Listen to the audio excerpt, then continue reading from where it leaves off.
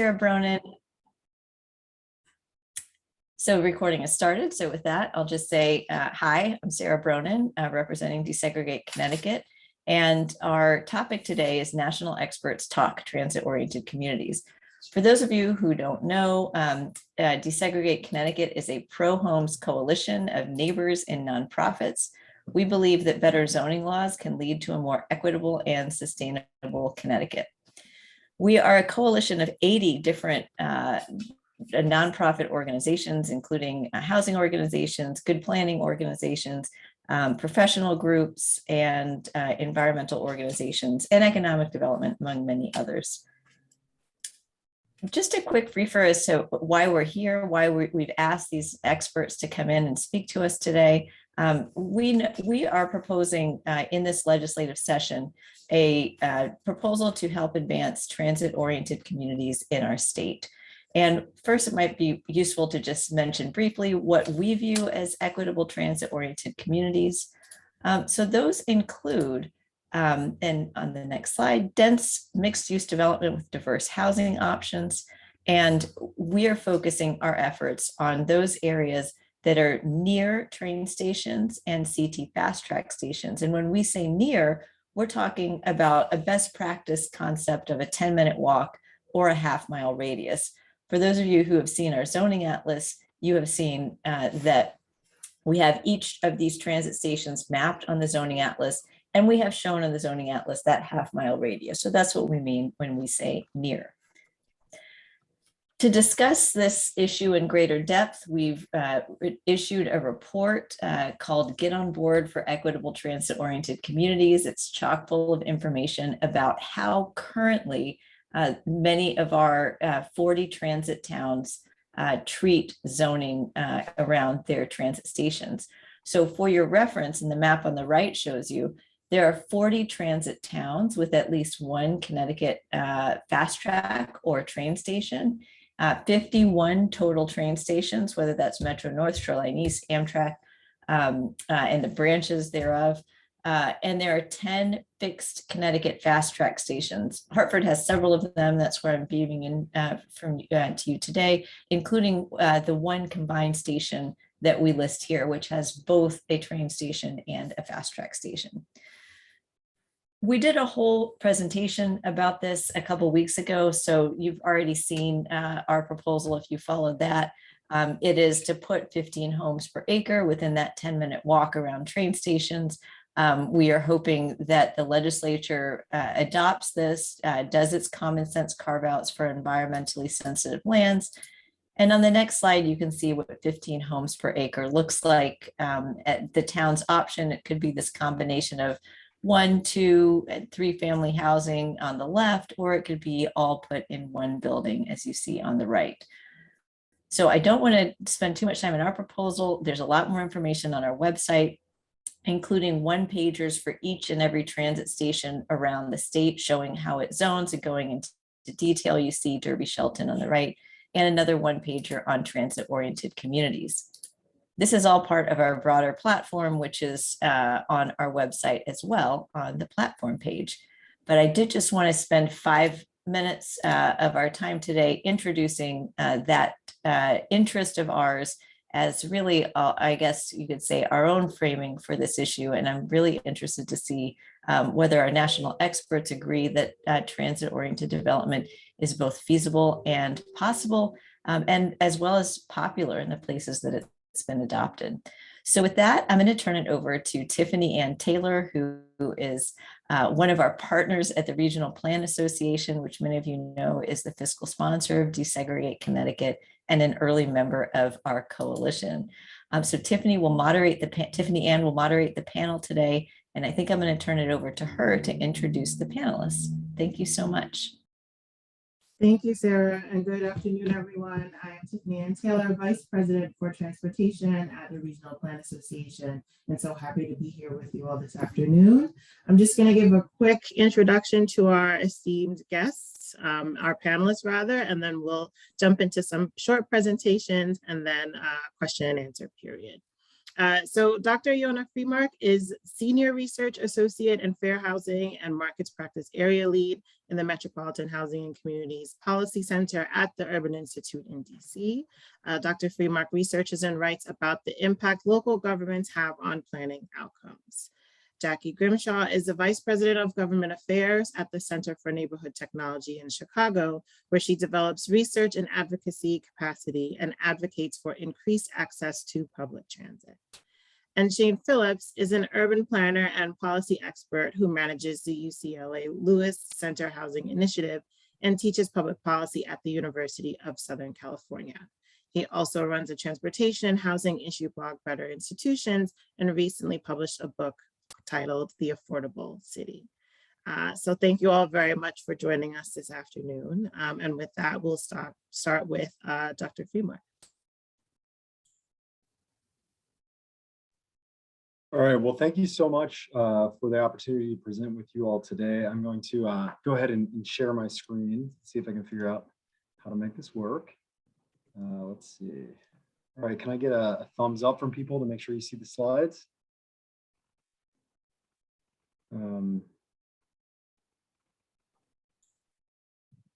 All right, so I'm really excited to be able to share this panel with these wonderful colleagues. But before I begin, I just want to quickly note that, as noted, I'm on staff at the Urban Institute, which is a national nonprofit, nonpartisan research organization out of Washington.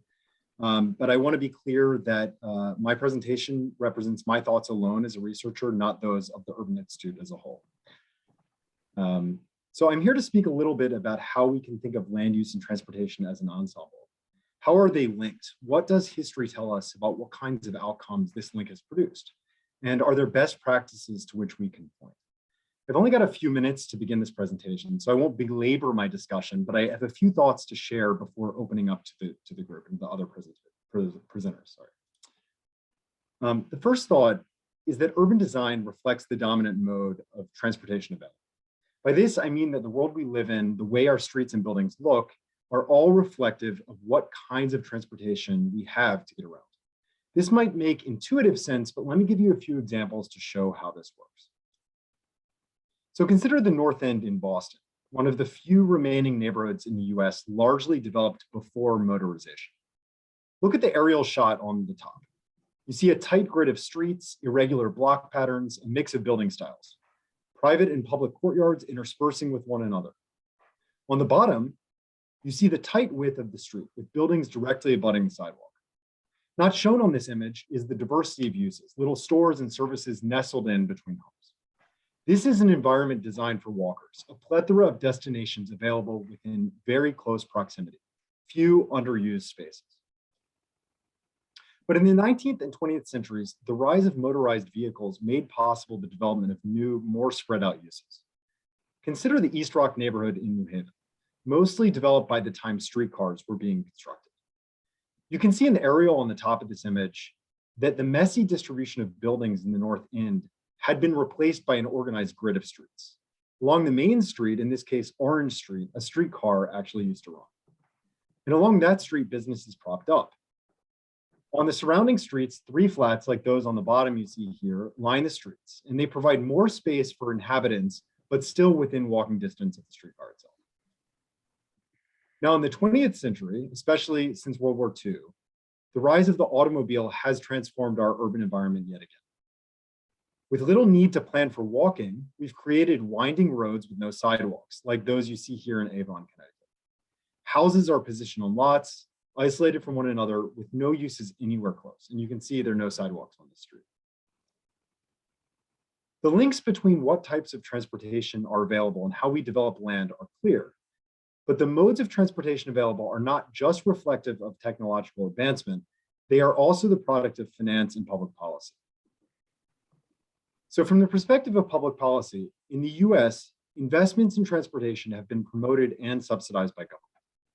Many of you are aware of the interstate highway network that crisscrosses the country. That project, which funded tens of thousands of miles of roadways, helped reshape the nation's land use around cars, sucking the energy out of center cities developed in the pre-automotive era, and often literally destroying pre-automobile neighborhoods in the process. This project was announced in 1956. but it has not stopped. In the bipartisan infrastructure law passed just a few weeks ago, the US federal government agreed to throw hundreds of billions of dollars over the next 5 years at highway construction. This money is largely derived from an increase in the national debt. States and cities have also added on their own additional funds. So this focus on highways has compounding effects. It changes the whole way we think about land development. Instead of focusing on redevelopment, states and cities too often have prioritized new projects far from anything else, accessible only by car. Just yesterday, the state of North Carolina announced it would subsidize a new Toyota battery plant with hundreds of millions of dollars of taxpayer funds, so that a new project could be built far from population centers, destroying forests in the process. This is an advertisement for the development, showing the forests that will inevitably be destroyed for the project. This is the result of an automobile-focused society. The results for our country as a whole have been deadly. For one, as demonstrated by that North Carolina example, we've created environments that encourage ecological destruction, destroying habitats along the way. Consider the Atlanta and Barcelona metropolitan areas, each of which has about 5 million people living within it. Atlanta, shown on the left, is focused on highways, and it has an urban area that is now more than 10 times as large as Barcelona's, where the region is designed around modes other than automobile. That's ecological destruction right there. Our car dependence has been destructed from a climate perspective as well. Transportation is now the largest single contributor to greenhouse gas emissions in the United States. And that's largely from light-duty cars and trucks, the cars and trucks that people drive around to get to work. Transportation is also the only sector of the economy in which carbon emissions have not gone down over the last few decades. And we've encouraged inequity. We've created a system throughout our country that reduces transit ridership over time, disinvests from urban centers, and as a consequence, makes life more difficult for people who are less likely to ride and use cars, including the young, the old, the disabled, people with low income, and people of color. So I focused so far on emphasizing the ways in which the dominance of the automobile in the US has produced negative outcomes. This perspective might be referred to as technological determinism, which is to say, the world we live in is defined by what technology is available to us. But as I noted before, public policy also plays a major role in influencing outcomes in terms of land use and transportation. And that's one of the reasons I was so happy to join this panel discussing some potential progress in public policy in Connecticut. And there are alternatives available out there. So we've got to think about integrating land use planning with effective multimodal options. I'm convinced this approach can help produce effective results. And I'll give you just one example among many to think about. So consider the cities of Dallas and Seattle. Dallas is a bigger city than Seattle, both from a population perspective and from an area perspective. In fact, Dallas has a land area that is more than 4 times as large as Seattle's, as you see on the left side of this graph. But between 2010 and 2020, Seattle gained significantly more people than Dallas in terms of new population, as you see on the right side of this graph. It was able to do so by increasing its built density, creating zoning policies that encourage people to live in the communities around transit stations, and supporting walkable neighborhoods not designed around cars, but rather around people. This was not the case in Dallas. Seattle was able to do so because it has a comprehensive and well-funded transit plan that focuses investments in core neighborhoods. It has zoning policies that encourage multi-unit buildings near those transit stations, and urban design policies that discourage developers from creating policies designed only for drivers, like cul-de-sacs or drive-throughs.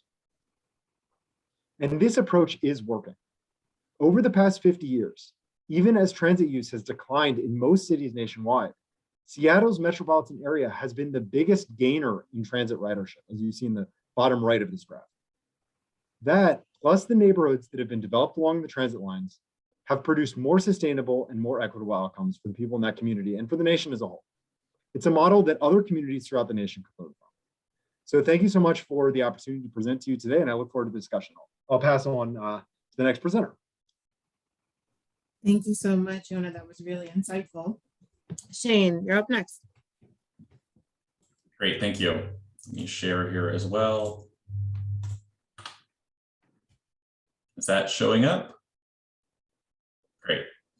Okay, well, yeah, thank you also for the invite here. And I just want to comment on that coalition that Sarah listed at the beginning. You're putting us to shame here in California. So well done on the organizing and coalition building.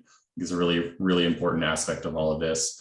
I'm going to be talking a little bit about some lessons from California, from some research, and also a program we've adopted here in Los Angeles.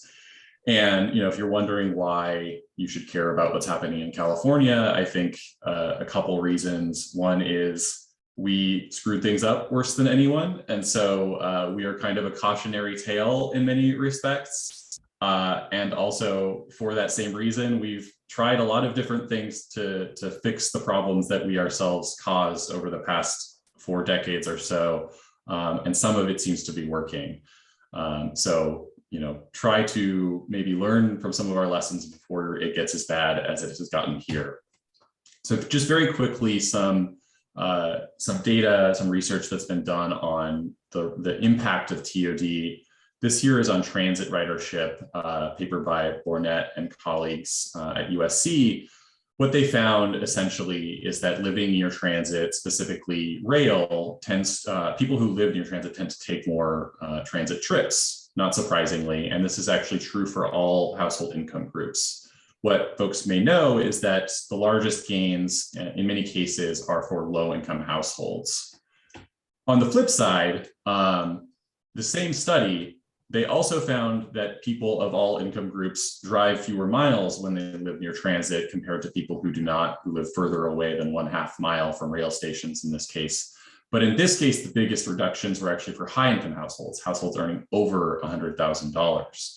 And so this is just sort of to illustrate that there are different kinds of benefits to TOD, both reducing driving and increasing transit ridership, and that all income groups benefit, and kind of how it is skewed differs. But I think that's a promising sign that this is not just about only for low-income households, only for high-income households, only for middle income. Really, there are changes at every level.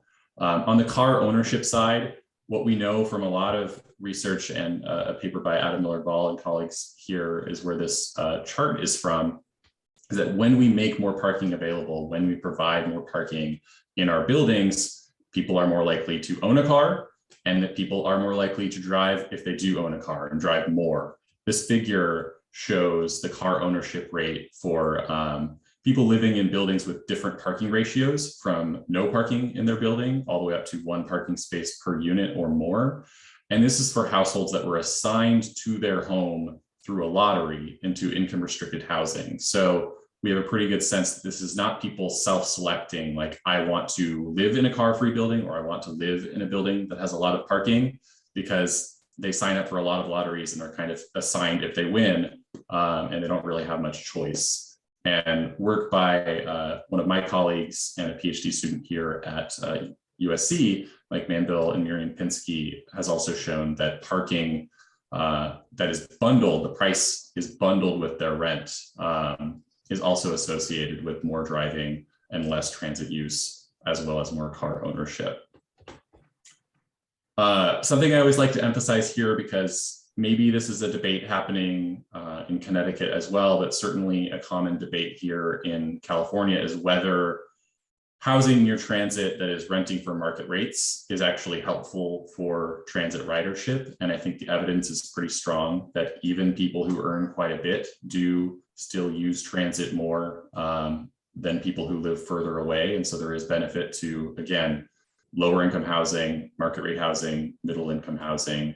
The example here is from Los Angeles, a building that, I'll say this building is built right on the intersection of 2 subway lines. And so it's an extremely good TOD, but this is a building that is 80% market rate, renting for upward of probably $2,500 per unit or more. And yet only about 26% of the residents commute or take most of their trips by automobile. A very large share walk, some bike, and the plurality either take bus or rail. So just kind of big picture, transit-oriented development can increase transit ridership, reduce vehicle miles traveled, reduce car ownership, attract or even create middle income or upper income transit riders who wouldn't perhaps take transit. Otherwise, I will also note, I haven't really focused on affordability here, but and I'm emphasizing parking here just because it's so central to all of this, but reducing parking is also a really surefire way to reduce the cost of new housing. So parking in a structure, especially underground parking, can often cost upwards of $50,000 per space. And just to translate that into rent, a developer, the landlord, whomever, would have to charge each tenant $250 per space just to recoup the costs of that. And if they're not charging you $250 per space in a building like that, you're probably paying higher rent in order to offset that cost. So just wanted to add that there. But I do want to also be clear that not all TOD is created equal. This question of how much parking is in the building. We've had buildings here in Los Angeles that are nominally TOD, but they provide 2 parking spaces per unit, and everyone drives, and they drive for virtually all the trips. The quality of the transit service that is actually provided near the TOD really matters, of course. And always, who and what is the TOD, or really any kind of development, replacing? Is it kicking out low-income residents of a 4-plex in order to build 8 units? Probably not a very good investment. Is it replacing a strip mall or a single-family home or a vacant parcel with a higher density development? That's probably a much better use of the land. So I wanted to talk briefly about the Transit-Oriented Communities program here in Los Angeles. This is a density bonus program tied to transit proximity. It was implemented here in 2017. This map on the right in the background shows the zones where it is in effect, and it's really all over the city, but the darker blue is higher bonuses. So there's additional density, there's additional floor area ratio, there's reduced parking. These things are offered as sort of base incentives. You don't have to, there's no discretion involved in approving those things. You get them automatically. You can also request additional height and lot coverage, should say coverage, and reduce setbacks, open space, and lot width as additional incentives. And as I said, this is tiered with larger bonuses or reductions as appropriate near higher quality transit services. And importantly, the developer has to provide on-site income restricted, aka affordable housing, in order to be eligible for these incentives. These are just the incentives. So if this ever shows up somewhere, people can refer to it, and there's a link, but I'm not going to go through any of this.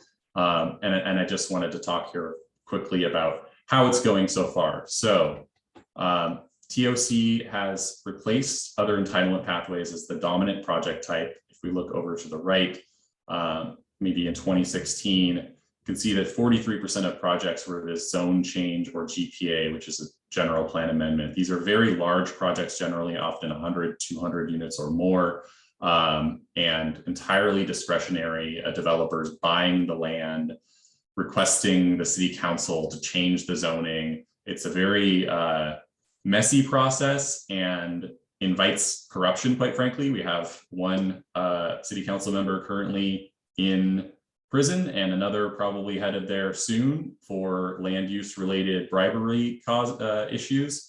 And so it is very good that we're getting away from that type of project and toward a less discretionary, more kind of ministerial by right, different words for it, but basically projects where the city says what you can do in advance. And if a developer shows up and proposes to do that, they're pretty much guaranteed to be able to build. And so on the far right here, this 43% is the share of units now that are being built through the TOC program just a few years after it came into being. As I said, this is a major shift from having more discretion to less discretion, which ultimately means less risk for the builder. And really importantly, the higher income restricted unit requirements, or this has been accompanied by higher income restricted unit requirements. So previous bonuses that existed, you might have to provide 7, 8, 9% of the units for very low income households. Now with this program, you have to provide 10 or 11% for extremely low income households, or even higher percentages. So we're actually getting more out of it. And it has a smaller average project size, which has the benefit of being just cheaper to build. Tends to be that like a 20 unit building on a per unit basis costs less than a tower or even a 7-story building. On affordable units in particular, the income restricted units, as I said, the number and share of units reserved for low-income households have both gone up as a result of this program. And also, as I mentioned, TOC introduced a new option, extremely low-income units, so the depth of the affordability has actually gone up at the same time as the number and share of income restricted units has also increased. So it's really promising. And then on parking ratios, as I said, this is a pretty important aspect of this. Just looking at different project types, I'll just skip through these. So we have the non-TOC projects, both discretionary and by right. These are just projects that were permitted in 2019, but we're talking upwards of 10,000 units total. The non-TOC projects, we see between 1.4 and 2.8 spaces per unit on average for those projects. And the TOC projects that have been approved at the same time are under 1 space per unit. We're seeing some projects that are providing no parking whatsoever where that is an option. That's pretty rare, but quite a few that are providing less than 1 per unit. And those are, for that reason, also a little more affordable than their peers. Just to cover some shortcomings, because this is not a perfect program, and I want to raise these as potential things to consider in your own legislation. There were no tenant protections included as part of the TOC program. And because of that, this has probably led to some direct displacement that wouldn't have occurred otherwise, meaning TOC made some sites viable for redevelopment that might have had a triplex on them where tenants were living there, and that got torn down to build higher density. And that higher density is good, but we have to think about what is happening to the people who live there right now. It's had a limited impact on low density zones, and single family zones have been completely exempt, which is problematic. And it was created under pretty unique circumstances here. It was actually a program that was mandated by a ballot initiative, but sort of a side part of it. It was written by the city planning department and approved without the input of city council, because that's what the ballot initiative said. And it's my very strong suspicion that if city council had had a say in this, it would not have been as good a program as it turned out to be. And so getting that political support, having that coalition you have is really, really important to make sure these things get over the finish line. And in our case, this is a 10-year program. It does expire eventually. And I just wanted to share these images. So I mentioned the limited impact on low density zones. This is the Rancho Westwood Park Expo Lane Station. This is the view from it. To the south, all single family homes. To the north, all single family homes. These are all worth more than $1 million each. This is the zoning around it. All that yellow is single family only. The TOC program does nothing in this zone, and that's a problem. So something to think about there. So finally, just some takeaways. The TOC program has resulted in more homes near transit, both market rate and income restricted, which I think is a win-win. It's benefited from a mix of incentives. It provides density, FAR, parking, height, setbacks, which is important because different projects will have different needs and different sort of limiting factors. When less parking is required, less will be built. We've seen this across the country, but still quite a bit ends up being built. And so there shouldn't be too much concern that you're just going to have hordes of projects with no parking whatsoever. And reduced discretion and faster project approvals are compatible with increased exactions like higher income restricted unit requirements. I think there's sometimes this concern that you have to have more control and oversight and individual negotiation on every single project to secure these outcomes. And the TOC program demonstrates that that's not really true. And finally, it's very important to consider renter displacement and to not exempt lower density, high quality transit areas from a policy of this type. It's a lot of missed opportunity in that case. All right, that's it for me. Thank you. Great, thank you so much, Shane. That was really informative. Unfortunately, our third panelist, Jackie Grimshaw, had some technical difficulties, so she won't be able to join us. But I'm going to turn it back over to Sarah briefly to talk a little bit more from the Connecticut perspective and talk about parking, and then we'll jump into Q&A. If you do have questions, please send a direct message to Nick Abbott or drop them in the chat, and I'll do my best to address them later on. You know, in light of what both Yona and Shane presented, I thought I might pull up that slide because I'd love to hear their feedback on our proposal this legislative session. So I kind of glossed over it because we've done another session on it. But part of our proposal is that for the larger housing developments, 10% of the housing be deed restricted affordable.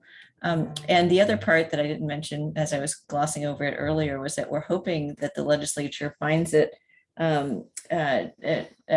important to reduce parking mandates or to eliminate them altogether, which is our preference. So those are two parts of our proposal. We think that within that, and I'll just show this one last slide, that half-mile radius, which has 500 acres within it, that if we assume that half of that area ends up getting rezoned as a result of this proposal that we're putting forward, that's 50% of the area, around 62 stations, 500 acres at 15 units per acre, that even this very low baseline would produce over 200,000 housing units across Connecticut. Of course, some communities like Hartford and Stamford have some housing, a lot of housing in some cases around transit stations, but most of them do not, as our report shows. So if 10% of those are deed restricted affordable, we think, again, it's over 20,000 just as a baseline. It's our hope that many communities, when they are requested through this process to rezone, will actually end up producing more units. So I just wanted to put that out there as what we've tried to take from these other states' examples in the current proposal. And I know that Tiffany Ann has lots of questions for you, but just to kind of pitch that back over and ask you whether those components of this bill, our proposal, would help to address some of the issues that you've seen in other states. Yona, you want to go first? Sure. I'll go ahead and just give my sort of brief thoughts, which are, first of all, eliminating parking minimums is universally a good idea. There are virtually no circumstances where having parking minimums helps society or helps low-income people or helps the environment. So I think that there is no question that that's a good step forward.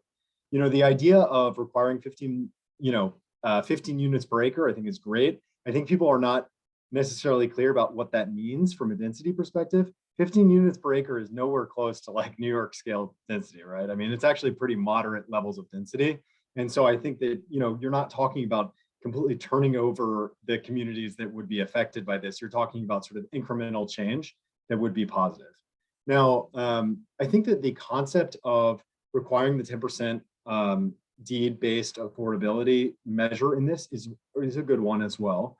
Your number of 23,000 or so affordable housing units that could be created is interesting to me because I was recently doing a study of low-income housing unit distribution in Connecticut, and I believe that that's almost identical to the total number of low-income housing tax credit units that have ever been funded in the state of Connecticut since 1986.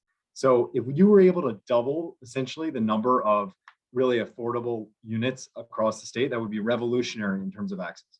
Now, the one concern that I do have was brought up by Shane, and I think has been raised by some research that I've done and others have done on the effects of zoning change. And that is that there's this concern that by encouraging redevelopment, you could end up with a situation where low-income people who live in currently affordable units near transit could have their buildings be redeveloped, and they might actually be displaced to an area that's further from transit. So in some cases like California, there's been efforts to try to identify ways for tenant stability, but I think that should always be something that we look towards to include in legislation like this, to think about if there are units that are currently around transit that are already affordable to relatively low-income people and moderate income people, we should find the mechanisms to help them be able to stay in place without being fearful that they're going to have their, be displaced from their unit. So that's my only concern based on what you presented. That's a really good point. We'd love to see language on how other states have addressed that, because it's a hard nut to crack legalistically, if you know what I mean. I'm going to step back, Tiffany. I did Shay, want you have to another- add on the density side of things, and this actually ties to the tenant protections as well.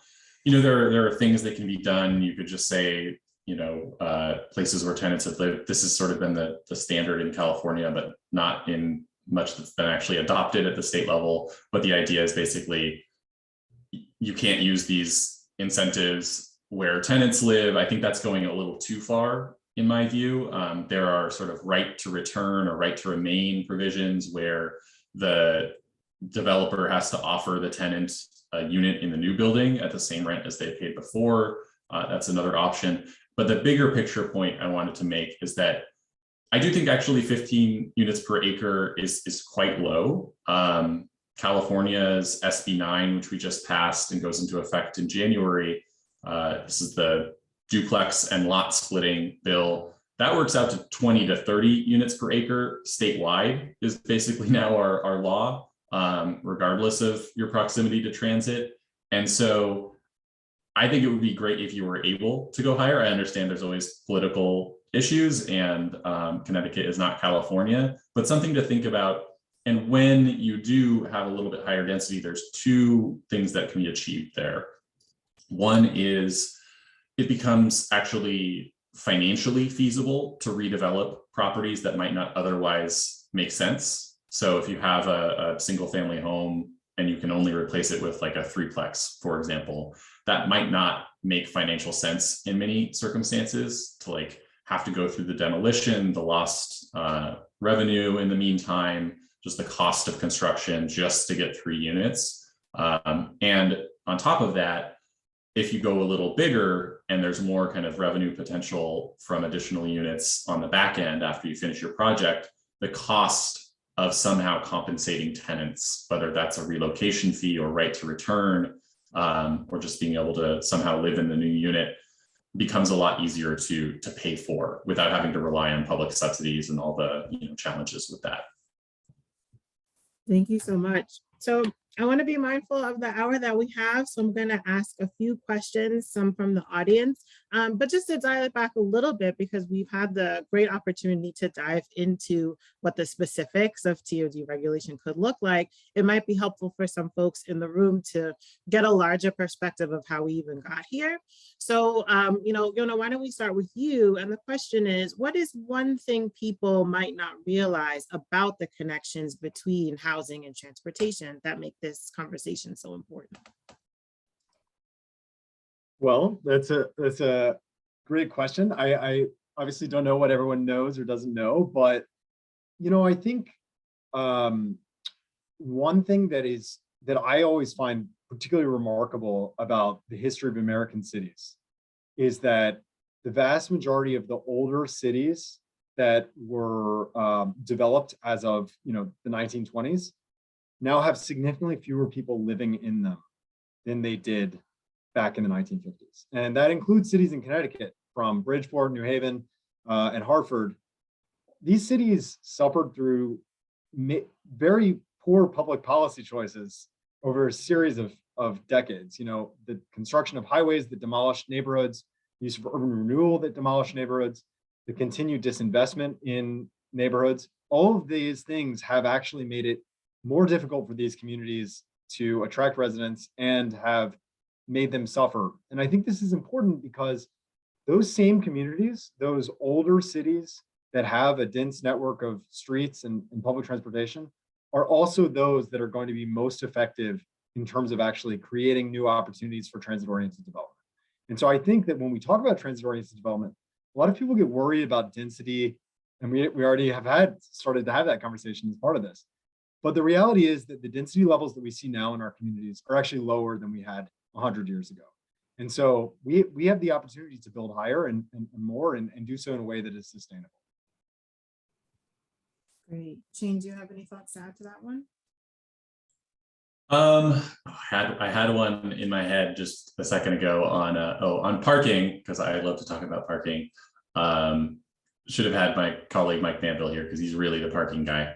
But I think something that people maybe don't realize, and this is maybe especially true for newer housing because it tends to have higher parking requirements in new development in most places still, is that when you look at parking occupancy in new housing, it tends to be far below the peak. So there have been surveys done across the country on new developments or newish developments.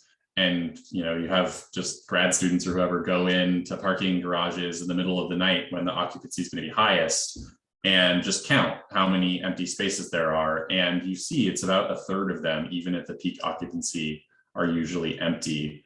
And as I said, the cost of those parking spaces is adding maybe $100 to $300 per month to each unit. And that's just being wasted. And people don't necessarily realize that they're spending that money. And so as someone who hasn't owned a car myself in more than 10 years, it's hard to find a place that doesn't have parking. And it's frustrating to know that you're paying for parking that you're not using. And that's the situation a lot of people are in right now. Great, thank you. So I'm going to take a question from the audience along these lines. So our panelists, and Shane, why don't we start with you, keep things fair. Can you further expand on transit-oriented communities and the importance or not of restricting certain uses, for example, heavily auto-oriented uses, gas stations, or etc.? Yeah, I'm not super familiar with how those restrictions work in practice. I do think, I know that in many cases, things like fast food where drive-throughs tend to be restricted.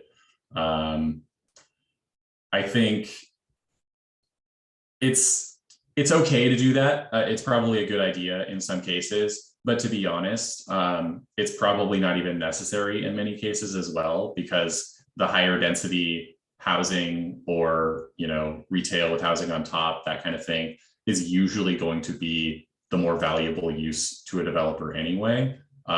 So I would say not to overthink it necessarily, but if there are uses you really don't want, I think like a gas station is a good example. There's some places it's just not appropriate to have like right in the middle of a kind of dense main street next to a train station. I think if you wanted to say, you can't build a new gas station here, that's totally appropriate. I actually am if I can add on to that, I think there are a lot of good examples of urban design guidelines that are implemented in communities across the country that encourage more of those sort of walkable, transit-oriented spaces that we'd like to see. I agree with Shane that in general, the sort of denser development is hopefully, because of recent trends, going to be more oriented towards pedestrians. But cities like Chicago have programs like the Pedestrian Streets program that basically say you can't add an additional curb cut to your street. You can't like create a new driveway on a pedestrian street. You can't have a drive-through, and you have to provide a certain amount of facade that is glass and open to the people who are walking by. And the reason why they have those requirements in place is just to make sure that people are actually in an environment that is friendly to them, doesn't feel dangerous, and feels welcoming. And I think that those are important urban design guidelines that, a lot of cities across the country have started piloting and that we can really learn from. Great, thank you. So, Did you have another comment? No? Okay, I'm agreeing. No, I would agree. I think, the conversation about use is always helpful, right? When we're talking about TODs, but design is such a large part of it. And sometimes it gets lost in the conversation. You want to make sure that folks are having a pleasant human scale experience. So thank you for that point. Another question. So what would you say, and Yona, let's start with you. What is the biggest regulatory obstacle to creating transit-oriented communities?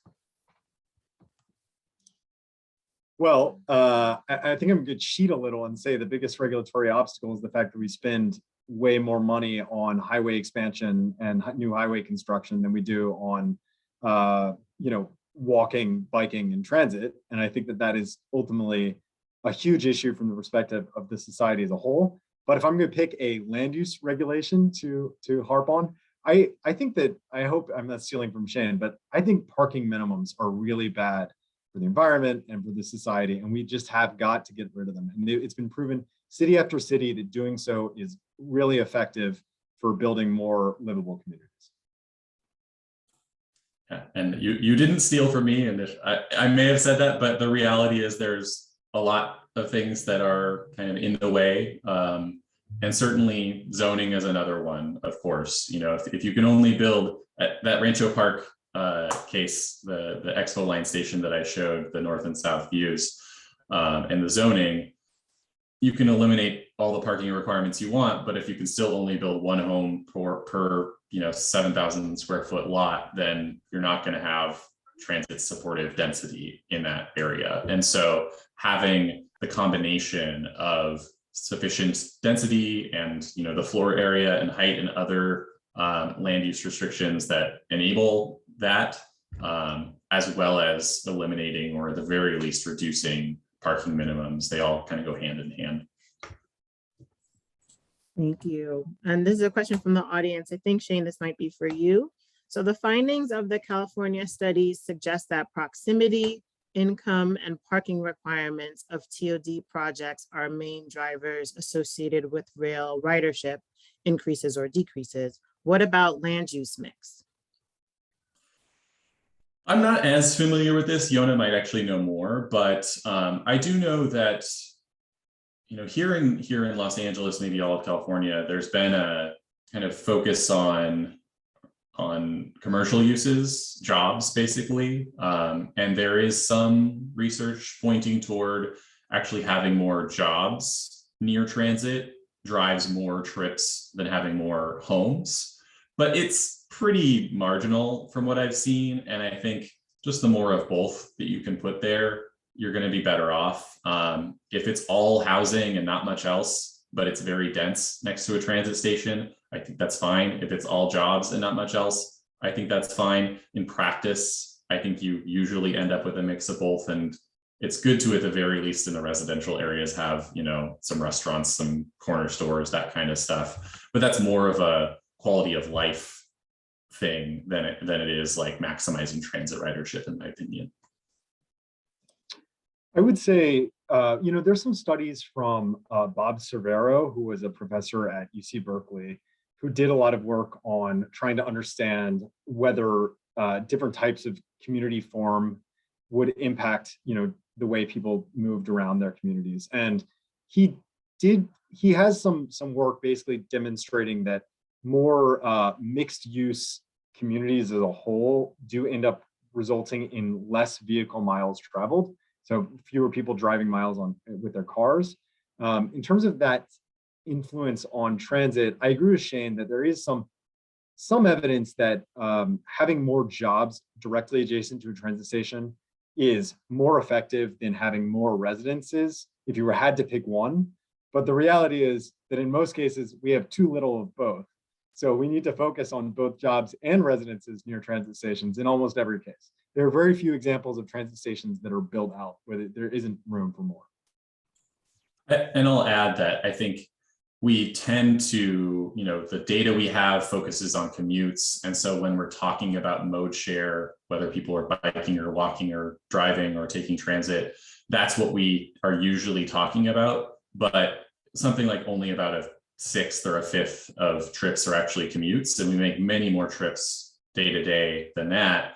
And so having a lot of those things be within walking distance, biking distance, or maybe transit, doesn't really matter which it is. Those are all great modes. And so TOD should be encouraging all of them. And we don't need to worry so much about, well, if someone walks to the store instead of taking the bus, like that's a win. That's not a bad thing. Right, I would agree. So I'm going to ask two more quick questions and then we'll go ahead and wrap up. So for both of you, what are some positive effects that you've seen from successful TOD projects, and where are these projects located so folks can do some research? Okay, well, I can go ahead and get started. I think that my favorite examples of TOD are those that are done in direct relationship with the creation of improved transit service. I think there's an opportunity presented by an investment in a new corridor or an improvement in an existing corridor that sort of encourages developers to think differently about what kinds of projects they want to see, and it encourages the local governments to think differently about what kind of development they want to see around stations. And so I can think of two that, you know, I think people in the group could look into. One of those is the Rosslyn-Ballston corridor in Arlington, Virginia, which is near where I am in Washington. They built a new metro rail line underneath central Arlington, Virginia, which is a sort of near-in suburb. And the city rezoned the area around each of those stations. And the result is now this corridor of pretty high densities of residences and commerces that are walkable throughout, and that really create an extension of the central city. And I think that that's a really positive result that is worth pointing to. And then another that I think is useful from the perspective of equity is the Green Line corridor in St. Paul, Minnesota. So that corridor was a light rail line that was opened in 2014 between downtown Minneapolis and downtown St. Paul. And during the construction and design of that project, a group of philanthropic, housing, and community organizations got together and worked with a lot of, dozens, hundreds of meetings probably, to develop plans to ensure that small businesses and people of low and moderate incomes were able to stay along the route, continue living around stations, even if new development came in. And they have been super successful in concentrating new affordable housing developments around the stations on that line. So I think that that's a really positive example. Yeah, I really like the idea of making sure that the investments are more broadly useful. So I'm thinking of here in Los Angeles, we have something called the Transportation Demand Management Ordinance, which is sort of, it's being updated right now, and basically it requires developers to do different things, kind of more things, the bigger the project and the higher the estimated vehicle miles traveled for the residents. If it happens to be in an area that people just drive more and there are fewer options. And there are different kinds of things. You know, you can provide parking, bike parking, like in the building, or car share for the residents. And I think those are fine.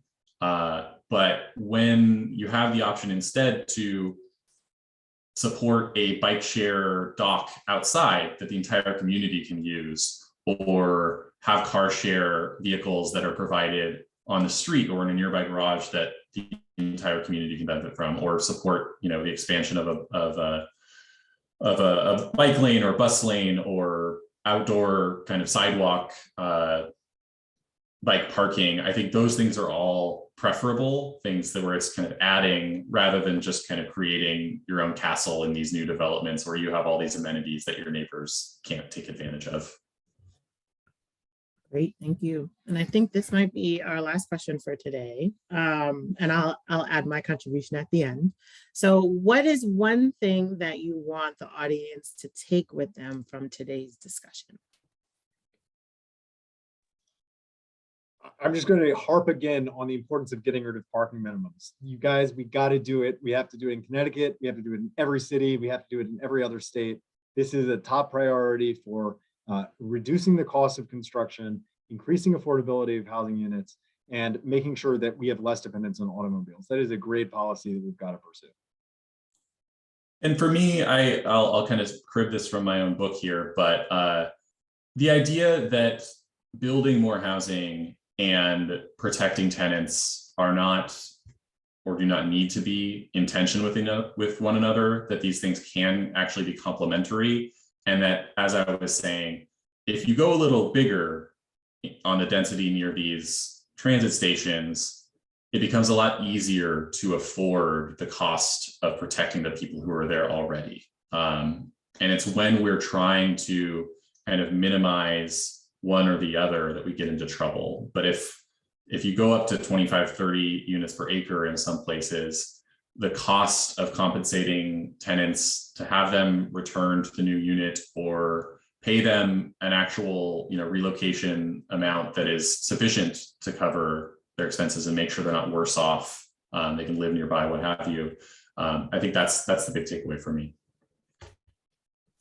Great, thank you. And because I moderated, I'm giving two answers.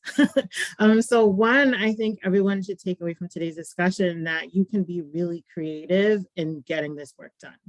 And I think as a former municipal employee, I had that mindset of there's only one way to do things. It's the only way we've ever known how, and that can be a really dangerous trap. So I hope that you all are encouraged and inspired from the different iterations of, getting successful TODs in the ground. And then I think the second thing is also remember that there's really nothing new under the sun. So you can ask other people for help. It's always a benefit to pick up the phone and reach out to a colleague from another city and say, hey, I see, this project that you have, or I read about this project that's coming online in the paper. I'd love to talk to somebody in X department about Y question. And I have never had an instance where someone told me no, or they didn't want to talk to me, or they didn't have time. Usually other practitioners in your space are really helpful and often really proud of the work that they're doing. So they're more than willing to talk to you about something. So hopefully you all have been inspired by this conversation, and it's been a pleasure, Shane and Yona, to have the discussion with you today. Thank you. Thank you so much. Great. So I think I just wanted to be able to plug the next event by Desegregate Connecticut. Nick is pulling it up on the screen. So national experts are going to talk about minimum lot size. It will be December 14th from 12 to 1. And we will have the following panelists. And I really appreciate everyone joining us this afternoon. Thank you so much.